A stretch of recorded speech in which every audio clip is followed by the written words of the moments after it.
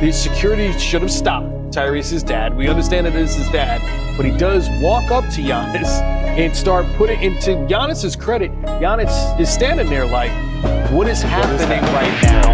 And Tyrese Halliburton's dad was more and more animated. What did you make when you saw that? I mean, exactly what Giannis said. I looked at him like, wow.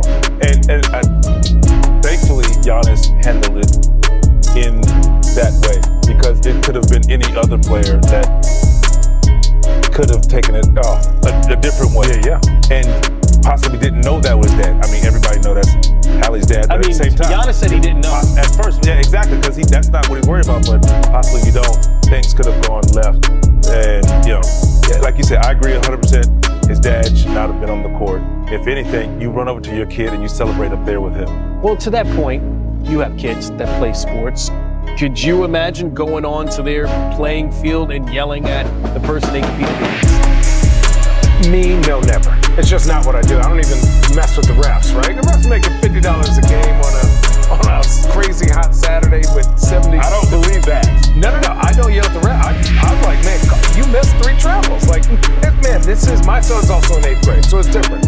I agree that your kid's time is your time, and when you want to celebrate, you stand on the sideline, and when your kid has time, he will come find you. Right. So that is my thing. And emotions get high. Obviously, there is no love lost between both teams, right? This is just a fact. They have this great rivalry. I'm sorry that this is the craziest ending of a game that I have seen in years. Great plays, bad plays, all this stuff. And, Mr. Halliburton is a good dude. Right? Met him many a times. It's a great family. Tyrese is one of those players that, has battled through what expectations are, doesn't have a good series, but ends up making great plays. The fact that we have to talk about this should be the selfish part about what his dad really did.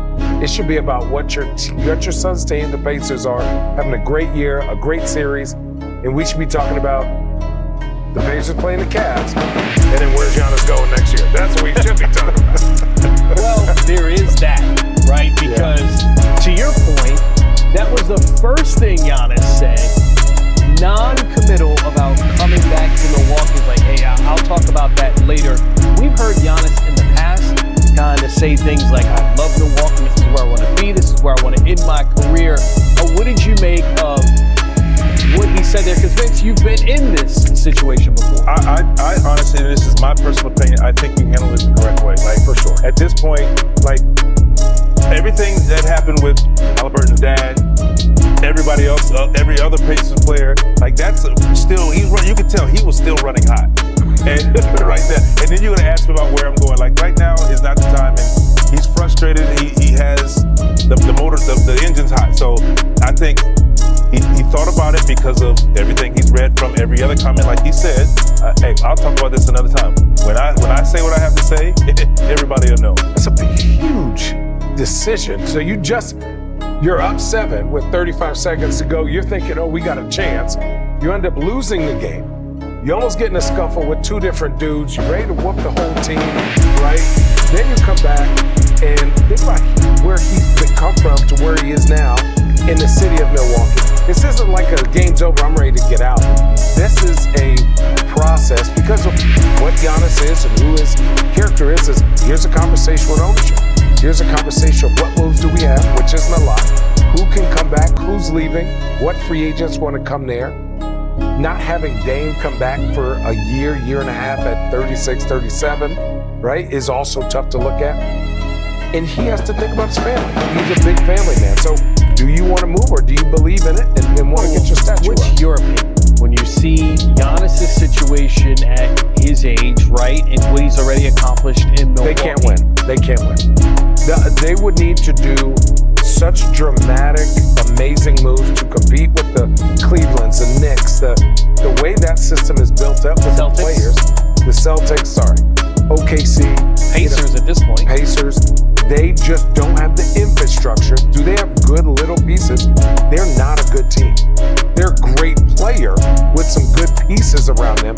They are not a great team. And it's shown that in the series. I think it's time I first and foremost think Giannis needs to sit with the organization and have a conversation. For sure, yes. And the conversation is, let's put it all on the table. Let me hear what you guys are thinking. You hear what I'm thinking. And now you can kind of go and think about what was said and make a decision. I mean, it's easy for us to say, yes, it's time for him to go find somewhere, go somewhere else. But I think they should hear what Giannis has to say. They probably don't want to hear everything he has to say because what he probably wants, they can't deliver. Correct. And then once that conversation is had, Giannis can do what he I also think out of respect for both sides, if Giannis starts this conversation, take your 2 weeks off. He's had an MVP season again. Put everything on the line for his team. Take your 2 weeks off. Speak with your family and agent. And say, hey, we're going to start this early so that we have enough time to make sure that we're assessing the places that we go, because I don't want to go through this again.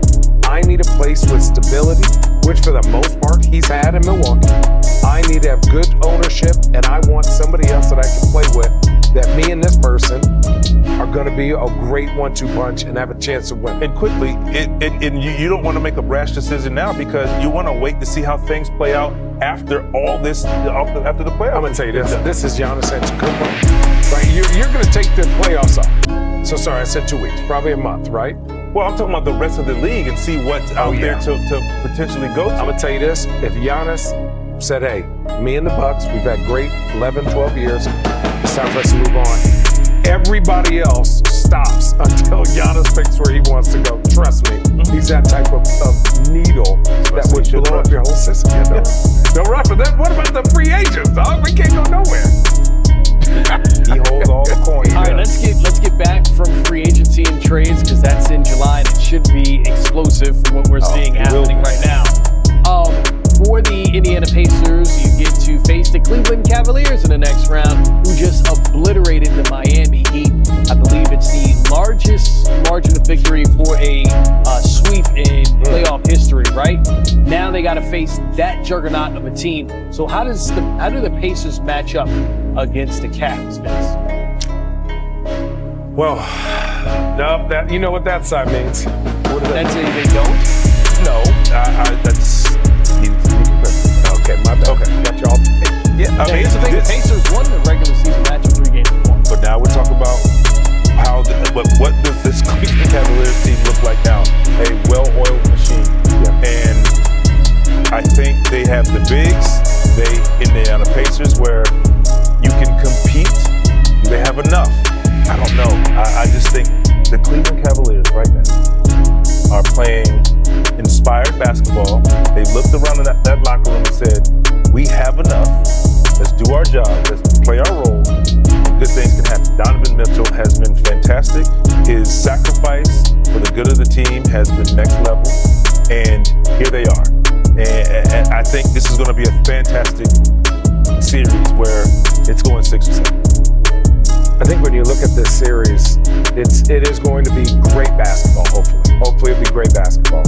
I just think your top 2 players for Cleveland are better, way better than in talent-wise, scoring, more efficient. Like Indiana is a great team. They didn't have an MVP candidate. They didn't have a Defensive Player of the Year candidate. Tyrese Halliburton and Siakam cannot have games like they had today in general and compete. There were some big holes in Milwaukee's game plan, and it took a crazy thing to happen to Damian Lillard and these 7 points in 35 seconds for them to win. But are they going to be prepared? Are they going to come out with confidence? For sure. And that's why I'm saying this series goes 4-2, 4-3. This is a great showing for Cleveland, or whoever wins this series. Obviously, I'm picking Cleveland, obviously. But I think this is great basketball. 2 great coaches, stars, but I just think Donovan Mitchell is a better star than Tyrese Halliburton. Okay, but who is the guy? You said Siakam? Siakam got it. He got to win that matchup versus Evan Mobley. That's fine, but if they don't, where's the 3rd or 4th guy? Who is that 3rd or 4th guy? Obviously, I'm going to say Miles Turner because of his ability to stretch the floor. If you can keep the big, whoever's out there stretched out, that opens up driving lanes because you're going to need driving lanes. But who is that 3rd or 4th guy? Now that's where you start to get a little iffy because, like And that's my question. Cleveland comes with, oh, you need something else? Yeah. Oh, the Cleveland's the ATM. Yeah. You need a big that can shoot? I got you. Oh, you need a big defender? Got you. DeAndre Hunter, Donovan Mitchell, Darius Garland, Evan Mobley, Jared Allen will get you double-double. It's just, they're just stacked. Oh, Ty Jerome. I forgot to get that. They're just stacked, and I think they're coming with a different mindset. And then the talent level there is just different when it comes top to bottom from Cleveland to Indiana. But I think Indiana knows who they are, knows how they win, and they're well coached, and so they're going to be prepared. It's They going have to be to a continue to share the ball, move the ball. You can't play one-on-one hero basketball. That not against this team who's so sound defensively.